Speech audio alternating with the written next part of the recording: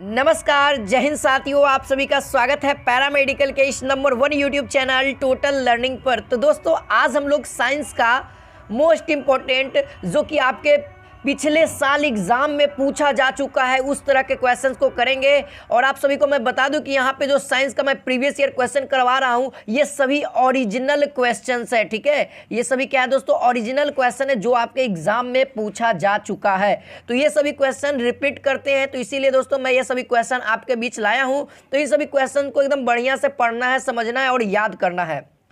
और दोस्तों मैं आप सभी को बता दूं कि इस क्लास का प्रत्येक क्लास का आपको पीडीएफ चाहिए तो आप हमारे टेलीग्राम चैनल को ज्वाइन कर सकते हैं, जिसका लिंक आपको डिस्क्रिप्शन में या आप लोग टेलीग्राम पे जाकर के सर्च करिएगा टोटल लर्निंग, तो वहां पे भी आ जाएगा। और यूट्यूब पर जो क्लासेज आपको चलती है दोस्तों वो 8 बजे से लाइव चलती है। हो सकता है आपको कभी 8:15 में या 8:30 में भी क्लासेज मिलेगी। ठीक है, तो आपको 8 से 8:30 तक वेट करना है, आपको मिल जाएगा क्लासेज। ठीक है, तो यहाँ पे चलिए दोस्तों, पहला क्वेश्चन आपके स्क्रीन पे मैं ला रहा हूँ। यहाँ पे देख सकते हैं पहला क्वेश्चन है, कहता है दोस्तों दो पिंड जिसके द्रव्यमान m तथा 4m है और गतिज ऊर्जा बराबर है तो रेखीय संवेग का अनुपात क्या होगा। तो देखिए यहाँ पे आपको क्या क्या दिया हुआ है दोस्तों, द्रव्यमान दे दिया, द्रव्यमान का अनुपात दे दिया है, और दोस्तों गतिज ऊर्जा क्या कह दिया है, बराबर है तो रेखीय समवेग क्या होगा। तो रेखीय समवेग क्या होगा, तो यहाँ पर से आपको मैं एक फॉर्मूला बताता हूँ, k बराबर p² m जहाँ आपका एक सिंगल m दिया हुआ है, एक जहाँ 4m दिया हुआ है। तो ये क्या है दोस्तों, गतिज ऊर्जा है। ठीक है, ये गतिज ऊर्जा है। तो ये दोनों क्या है, आपस में बराबर कर दीजिएगा। गतिज ऊर्जा यहाँ पे कर दिया आपस में बराबर, एक के लिए ये इक्वेशन बनेगा, एक दूसरे के लिए इक्वेशन बनेगा, दोनों को बराबर करिएगा। तो आपको यहाँ पर से जो p है वो क्या हमारा दोस्तों, ये हमारा मान निकलेगा कि नहीं निकलेगा। तो वही आपको फिर क्या कर देना है, दोनों का अनुपात निकाल देना। एक P1 हो जाएगा, एक P2 हो जाएगा। दो इक्वेशन है तो दोनों के लिए P1 P2 और फिर दोनों का अनुपात निकाल दीजिए, वही हमारा हो गया। और ये क्वेश्चन दोस्तों आपके 2021 के एग्जाम में पूछा है और 2019 के एग्जाम में। 2019 के एग्जाम में केवल रेखीय हटा दिया था और 2021 के एग्जाम में आपकी रेखीय लगा करके पूछा है। तो सेम क्वेश्चन है, सेम ऑप्शन भी था, तो इसका आंसर आप लोग को क्या याद रखना है, 2:1, 2:1। ठीक है, तो इंग्लिश वाले भी देख सकते हैं दोस्तों, यहाँ पे कुछ भी इंग्लिश में समझना नहीं है। आपको द्रव्यमान को अंग्रेजी में क्या पता है, मास पता है, किनेटिक एनर्जी इसका मतलब है, और ये संवेग का आपको अंग्रेजी पता ही है, मोमेंटम है ना। तो ये सभी चीज़ें आपको पता है, तो इंग्लिश में क्या जानना है यार, सारी चीज़ें तो पता ही है। चलिए आगे बढ़िए, अगला प्रश्न देखिए। अगला प्रश्न देखिए दोस्तों, यहाँ पे क्वेश्चन नंबर 2 कहता है 40 ग्राम एल्यूमिनियम की ऊष्मीय क्षमता है ना क्या होगी। 40 ग्राम एल्यूमिनियम की ऊष्मीय क्षमता क्या होगी, जब आपको यहाँ पे S बराबर फॉर्मूला दिया हुआ है, यानी विशिष्ट ऊर्जा दी हुई है, विशिष्ट ऊर्जा का मान दिया हुआ रहेगा तब आपसे पूछेगा। तो चलिए सभी विद्यार्थी अब अपना अपना आंसर बताइएगा। ठीक है, मैं सभी विद्यार्थियों का यहाँ पे आंसर चेक करूंगा। और ये क्वेश्चन आपके 2021 के एग्जाम में, यानी कि हाल ही में हुआ जो एग्जाम हुआ है उसी में पूछा गया है।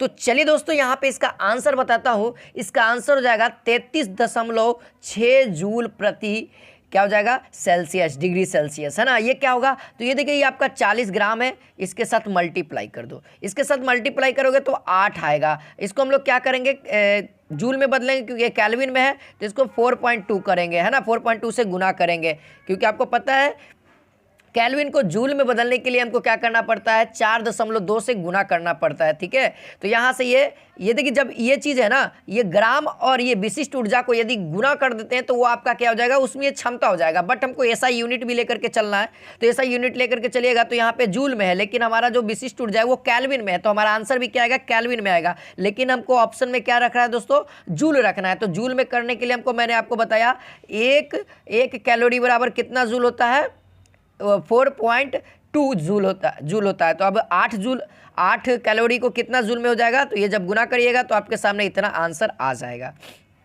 ठीक है, तो ऑप्शन नंबर डी यहाँ पर सभी विद्यार्थियों का सही होगा। जो लोग ऑप्शन नंबर डी बता रहे थे उन सभी का सही है। तो ये सभी क्वेश्चन आपके एग्जाम में पूछता है, कुछ इस तरीके से पूछता है। ठीक है, तो आपको आइडिया हो रहा होगा कि कैसा आपके एग्जाम में क्वेश्चन पूछा जाता है। ठीक है, चलिए यहाँ पे देखिए क्वेश्चन नंबर 3 आप लोग देख लीजिए। क्वेश्चन नंबर 3 कहता है निम्नलिखित में कौन एक लुईस अम्ल है। देखिए ये 2021 में पूछा गया, लुईस अम्ल पूछा गया है 2021 के एग्जाम में, है ना। तो यहाँ पे आंसर क्या हो जाएगा दोस्तों, तो यहाँ पे जो लुईस अम्ल होता है, यानी कि इलेक्ट्रॉन यहाँ पे क्या होता है, इलेक्ट्रॉन रह जाता है। तो यहाँ पे आंसर आप सभी को क्या याद रखना है, ठीक है, ऑप्शन नंबर डी, AlCl3 यहाँ पे क्या होता है, लुईस अम्ल होता है, लुईस अम्ल की तरह व्यवहार करता है, ठीक है। और बाकी ये तीनों क्या है दोस्तों, ये क्या है, तो ये है लुईस क्षार। ये क्या है दोस्तों, लुईस क्षार। अगर दो चीज़ें आपको पता है, या तो दिन या तो रात, है ना, दो चीज़ें होती है, या तो दिन या तो रात। यदि दिन है तो यदि दिन है तो रात नहीं है, यदि रात है तो दिन नहीं है, दो ही चीज़ें। तो यदि अम्ल है तो ये तीनों क्या होंगे, क्षार होंगे। या तो ये क्षार क्वेश्चन का दिया तो या तो ये अम्ल होंगे, है ना। तो यहाँ पे देख सकते हैं ये क्या हमारा अम्ल है, तो ये तीनों क्या हो गए, क्षार हो गए। अब देखिए इसी से रिलेटेड आपके एग्जाम में पूछा गया, देखिए थोड़ा सा और एक और यहाँ पे देखिए 2011 के एग्जाम में आपके पूछा गया है, निम्न में से कौन सा लुईस क्षार है, ठीक है। तो ये भी चीज़ें क्लियर रखिए। अभी आपको मैंने बताया लुईस क्षार, तो उस क्वेश्चन से आपको ये भी आंसर टिक कर ही दिए होंगे, है ना। क्या क्या जी, क्या आंसर होगा, बहुत अच्छा विद्यार्थी। यहाँ पे ऑप्शन नंबर ए जो बता रहे हैं यहाँ पे आंसर सही होगा NH3। अभी हम लोगों ने जाना ये चीज़ें, देखिए अभी मैं पीछे इसको लेकर के जाता हूँ।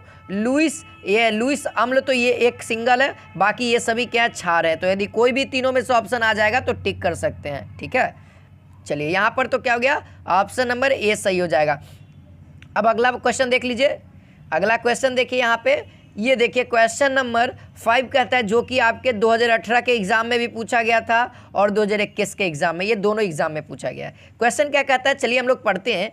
किस प्रकाश के लिए उत्तल लेंस की फोकस दूरी उच्चतम होगी। देखिए क्वेश्चन यहाँ पे कर रहा है किस प्रकाश के लिए। प्रकाश बहुत तरह की होती है। श्वेत प्रकाश को जब हम लोग प्रिज्म के सामने रखते हैं तो हर एक रंग का प्रकाश निकलता है ना, 7 रंगों का प्रकाश निकलता है।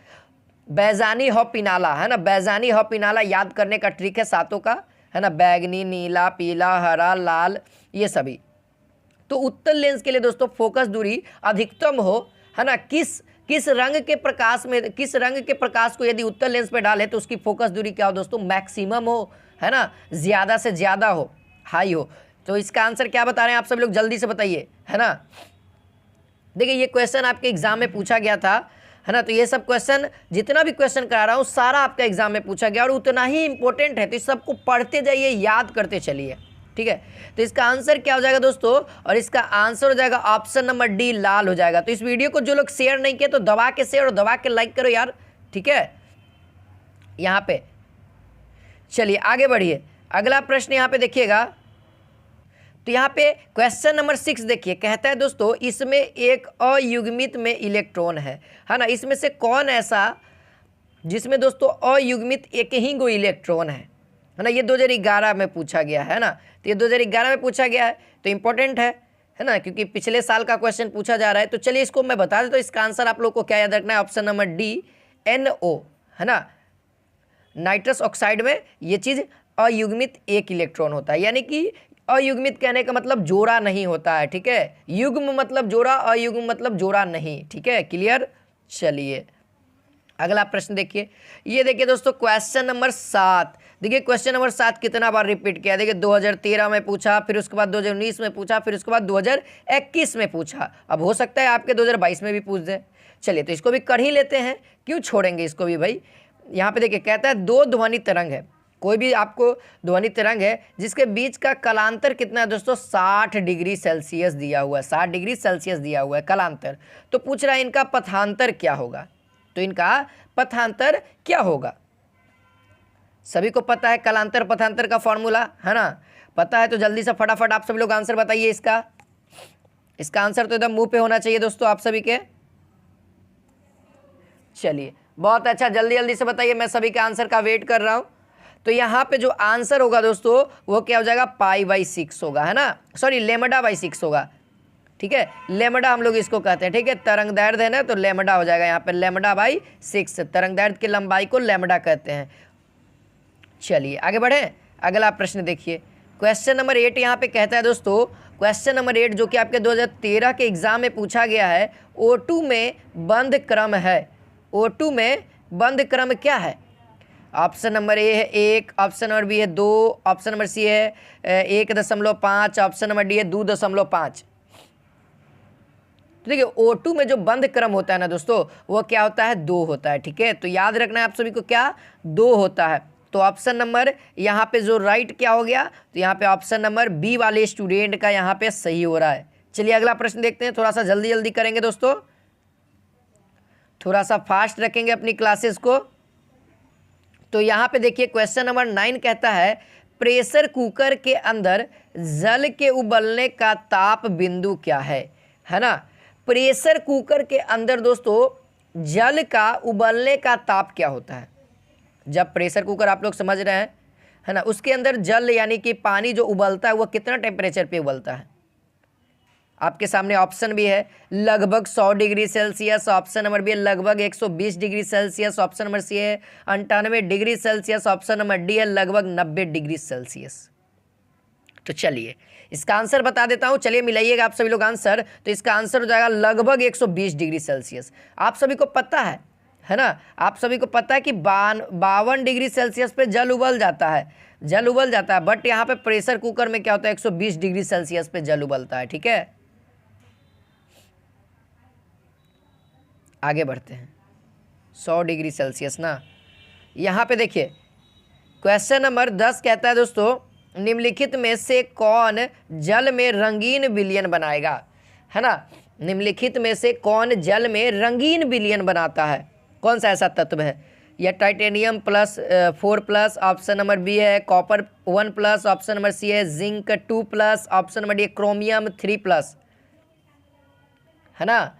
तो इसका आंसर क्या होगा दोस्तों। देखिए जल में रंगीन बनाने का और रंगहीन बनाने का कुछ डिफरेंस है। देखिए कौन रंगहीन बनाएगा, तो जिसका देखो जिसका पावर 0 और डी का पावर फुल हो, यानी कि 10 होता है ना, टोटल कितना होता है 10 होता है। यदि ये चीज़ें जब इसका इलेक्ट्रॉनिक विन्यास करिएगा किसी भी तत्व का, या इसका करो चाहे इसका करो चाहे इसका करो, किसी का भी जिंक का, कॉपर का, टाइटेनियम का, क्रोमियम का, अगर लास्ट में आपका डी पे अगर या तो 0 या तो मतलब कि 10 हो, तो समझिए कि वह विलयन रंगीन विलयन नहीं बनाएगा। क्लियर, रंगीन विलयन नहीं बनाएगा। और जिसके डी के पावर 3 हो, 4 हो, 5 हो, 6 हो, यानी कि ये 2 कंडीशन फॉलो नहीं करता है, तो समझिए कि वह जल में रंगीन बनाएगा। तो आप लोग इसका इलेक्ट्रॉनिक विन्यास भी करके बता सकते हो आप लोग, है ना। तो चलिए मैं इसका आंसर बताता हूँ। क्रोमियम जो 3+ है दोस्तों, जब आप इसका इलेक्ट्रॉनिक विन्यास करिएगा तो ना ही डी का पावर 0 आएगा और ना ही डी का पावर 10 आएगा। ठीक है, तो इसका आंसर क्या हो जाएगा, ऑप्शन नंबर डी। इसका आएगा, इसको तोड़ के आप लोग देखिए शायद 3 आएगा, डी के पावर 3 आप ऐसे करके आएगा। चलिए तोड़ के आप लोग देखिएगा, मिला लीजिएगा, एक बार कंफर्म हो जाइएगा। चलिए यहाँ पे क्वेश्चन नंबर 11 आप लोग बताइए दोस्तों लेग हीमोग्लोबिन किसकी जड़ों में पाया जाता है। लेग हीमोग्लोबिन किसकी जड़ों में पाया जाता है, ये आपके 2012 के एग्जाम में पूछा गया है, समझ लीजिए 2012 के एग्जाम में। ऑप्शन नंबर ए देखिए सरसों, ऑप्शन नंबर बी देखिए सोयाबीन, ऑप्शन नंबर सी है गाजर और ऑप्शन नंबर डी है मूली, है ना। तो यहाँ पे आंसर क्या हो जाएगा, तो दोस्तों यहाँ पे आंसर हो जाएगा सोयाबीन। क्या हो जाएगा, यहाँ पे आंसर आप लोगों को क्या याद रखना है, सोयाबीन में दोस्तों सोयाबीन की जो जड़ होती है उसमें कौन सा पाया जाता है, तो लेग हीमोग्लोबिन पाया जाता है। हीमोग्लोबिन तो सबको पता है, लेकिन लेग हीमोग्लोबिन किस में पाया जाता है, तो वो सोयाबीन में। ठीक है, सोयाबीन के जड़ों में पाया जाता है। चलिए अगला प्रश्न की ओर बढ़ते हैं। अगला प्रश्न अभी बहुत सारे MCQs करेंगे, अभी अंत तक बने रहना है। और जो लोग चैनल पे नए तो इस चैनल को भी सब्सक्राइब कर लेना, ठीक है, क्योंकि आपको इसी तरीके से इंपॉर्टेंट क्वेश्चन आपके पैरामेडिकल के एग्जाम के लिए बेहतर से बेहतर प्रिपरेशन के लिए लगा रहेगा।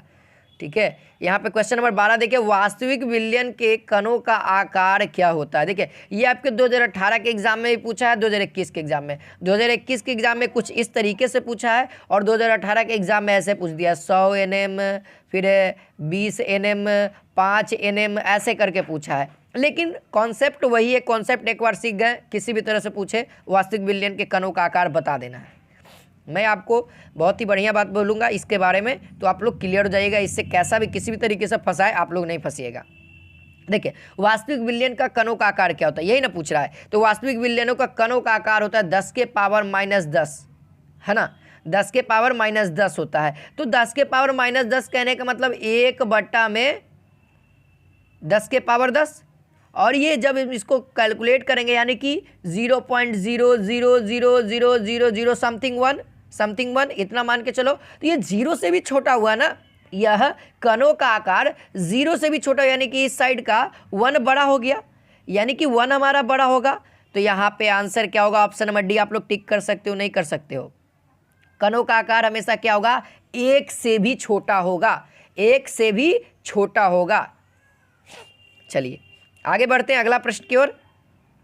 क्लियर हो गया होगा सारी बातें। यहाँ पे देखिए क्वेश्चन नंबर 13 कहता है मोम होता है, मोम कैसा होता है। तो यहाँ पे मैं आपको बता दूँ, बहुत जगह आपको एस्टर देखने को मिल रहा होगा, लेकिन जो राइट आंसर होगा ना दोस्तों, वो मोम एक हाइड्रोकार्बन है। ठीक है, मोम एक कैसा है, हाइड्रोकार्बन है, जो कि जल में अघुलनशील होता है। ठीक है, यह क्या होता है दोस्तों, जल में अघुलनशील होता है, और यह 45 डिग्री सेल्सियस पर, यह 45 डिग्री सेल्सियस पर पिघलने लगता है, द्रव की अवस्था में आ जाता है। देखते होंगे जब मोमबत्ती आप लोग जलाते होंगे वही मोम होता है। ठीक है, और जैसे इसको 45 डिग्री सेल्सियस मिलता है और वह गलना स्टार्ट हो जाता है, लिक्विड फॉर्म में बहने लगता है। ठीक है, अगर लगातार उसको मिलते हैं ना तो वह हमेशा वह मोम अवस्था यानी कि पानी की अवस्था में ही रहेगा, और वाष्प के रूप में निकल भी सकता है। यहाँ देखिए अब क्वेश्चन नंबर 14 आप लोग देखिएगा। क्वेश्चन नंबर 14 को यहाँ पे देखिए, कहता है 2013 में आपके एग्जाम में पूछा जा चुका है, तो इम्पोर्टेंट है। एक ट्रांसफार्मर में यह राशि, जो ऑप्शन में दिया हुआ है, यह राशि अपरिवर्तित रहती है। तो कौन सी राशि भाई अपरिवर्तित रहती है? ऑप्शन नंबर ए वोल्टता, ऑप्शन नंबर बी है धारा, ऑप्शन नंबर सी आवृत्ति, और ऑप्शन नंबर डी है इनमें से कोई नहीं। बहुत ही आसान सवाल है जो कि आपके एग्जाम में पूछा जा चुका है। तो यही सब क्वेश्चन पूछते हैं दोस्तों साइंस से रिलेटेड। तो अब आपको डाउट तो दूर ही हो गया होगा कि टफ क्वेश्चन आता है। कुछ भी टफ नहीं है यार, सब कुछ माइंड का बस सोच है। तो चलिए इसका आंसर क्या हो जाएगा, इसका आंसर हो जाएगा दोस्तों वोल्टता जो होता है वह चेंज नहीं होता है, ट्रांसफार्मर में अपरिवर्तित रहता है। ठीक है, चलिए आगे बढ़ते हैं। यहाँ पे देखिएगा क्वेश्चन नंबर 15। क्वेश्चन नंबर 15 कहता है दोस्तों एथिल एसी है ना, एथिल एसीटेट अम्लीय जल अपघटन पर देता है। एथिल एसीटेट अम्लीय जल अपघटन करते हैं तो क्या देता है? ऑप्शन आपके सामने है CH3OH, C2H2OH, एसीटोन, CH3CHO, क्या देता है? चलिए भैया जल्दी जल्दी से सबका आंसर आना चाहिए, कोई वेट नहीं, कोई वेट नहीं, सभी का आंसर आना चाहिए। किस चीज़ का इंतजार है अब, है ना, अभी से ही तैयारी में लगे रहना है। तो चलिए इसका आंसर क्या हो जाएगा दोस्तों, ऑप्शन नंबर बी C2H2OH होगा। C2H2OH होगा, जो कि जल अपघटन, अम्लीय जल अपघटन करेंगे तब निकलेगा। ठीक है, क्लियर होनी चाहिए सभी बातें आपको, है ना। ये सब क्वेश्चन आपके एग्जाम में इंपॉर्टेंट है। यहाँ देखिए क्वेश्चन नंबर 16 कहता है निम्न में कौन सा प्रबलतम अम्ल है ना। इस ऑप्शन के आधार पे प्रबलतम अम्ल कौन सा है ये पूछ रहा है, जल्दी से आप लोग बताइएगा, है ना।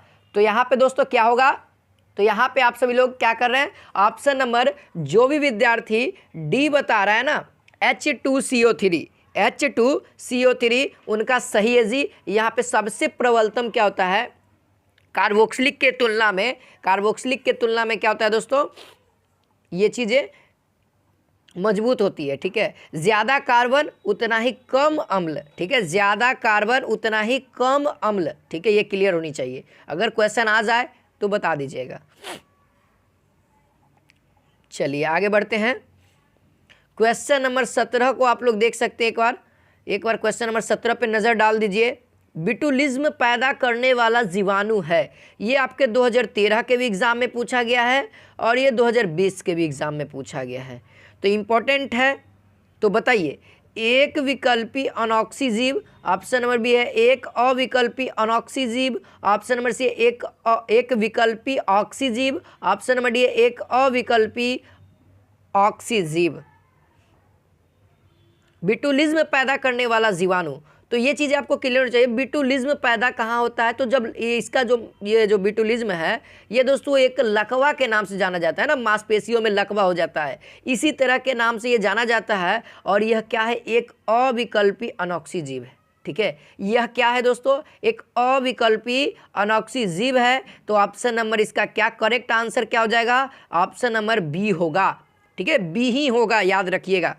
चलिए आगे बढ़िए। यहाँ पे देखिए ये क्वेश्चन बहुत बार क्लास 12 के एग्जाम में, क्लास 10th के एग्जाम में देखने को मिलता होगा। ओस्टवाल्ड विधि द्वारा HNO3 के निर्माण यानी HNO3 के निर्माण में क्या कहते हैं इसको, अमोनिया का ऑक्सीकरण कर NO के उत्पाद के लिए उत्प्रेरक क्या होता है। यानी कि दोस्तों जो नाइट्रो ऑक्साइड होता है, सॉरी HNO3 है ना, जो अम्ल तैयार होता है दोस्तों, इसको तैयार करने के लिए कौन सा उत्प्रेरक भाग लेता है।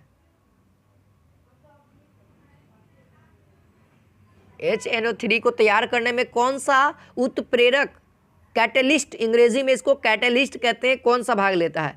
तो यहाँ पे जो सटीक आंसर होगा, चलिए आप लोग मिला लीजिए, प्लेटेनियम होता है। ठीक है, प्लेटेनियम होता है, ध्यान रखिएगा क्या होता है प्लेटेनियम। PT से इसको सूचित करते हैं और सबसे महंगी धातु भी है ये प्लेटेनियम, सोना से भी महंगी है। चलिए क्वेश्चन नंबर 19 देख लीजिए। क्वेश्चन नंबर 19 कहता है वायुमंडल में प्रकाश का प्रसार इनके द्वारा होता है ना। वायुमंडल में प्रकाश का प्रसार किनके द्वारा होता है। ये 2014 के एग्जाम में पूछा गया, मोस्ट इंपॉर्टेंट है भैया, एकदम बढ़िया से कॉन्सेंट्रेट दिमाग से सोचना और आंसर बताना। ऑप्शन नंबर ए है carbon dioxide, option number B है धूल कणों के द्वारा, ऑप्शन नंबर सी है हीलियम, ऑप्शन नंबर डी है जल वाष्प।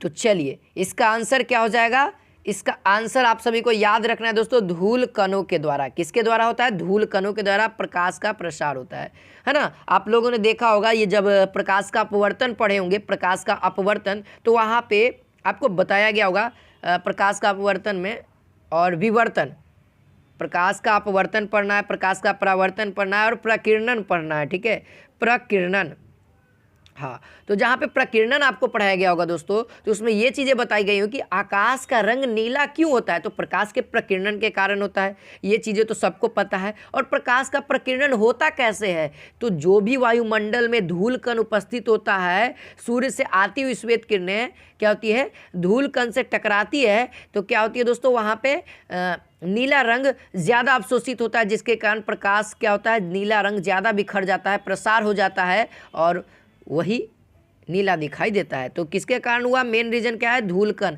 है ना। वायुमंडल में जो धूल कण है, गैसों के अणु हैं, मतलब कण है। ठीक है, चलिए क्वेश्चन नंबर 20 देखिए। क्वेश्चन नंबर 20 कहता है निम्नलिखित में से कौन सेल्यूलोज फाइबर है। सेल्यूलोज फाइबर है, ये 2014 के एग्जाम में पूछा गया है। ऑप्शन नंबर ए है कपास, ऑप्शन नंबर बी है ऊन, ऑप्शन नंबर सी है रेयन, ऑप्शन नंबर डी है पॉलिएस्टर। तो चलिए इसका आंसर आप सभी को मैं बता देता हूँ। चलिए बताइए यहाँ पे आंसर क्या होगा। बहुत अच्छा, हाँ जी, सब स्टूडेंट का तो आंसर आ भी रहा है। चलिए बहुत सारे स्टूडेंट का आंसर आ रहा है, लेकिन सभी स्टूडेंट कर नहीं रहे कमेंट। तो सब स्टूडेंट से अनुरोध है कि आप सभी लोग कमेंट करिए, शेयर करिए, है ना, और इस वीडियो को लाइक करिए। तो चलिए इसका आंसर क्या हो जाएगा, ऑप्शन नंबर ए हो जाएगा दोस्तों कपास। ठीक है, कपास में सेल्यूलोज फाइबर पाया जाता है। ठीक है, तो आप सभी को क्या याद रखना है, अगर ये क्वेश्चन आएगा फिर से तो आपको कपास पे टिक करके आना है। उम्मीद है दोस्तों ये वीडियो आप सभी को अच्छी लगी हो। तो फिर से मिलते हैं 8 बजे के इस लाइव क्लास में, है ना। तो आज के लिए इतना ही रखते हैं। जय हिंद, वंदे मातरम, जय भारत।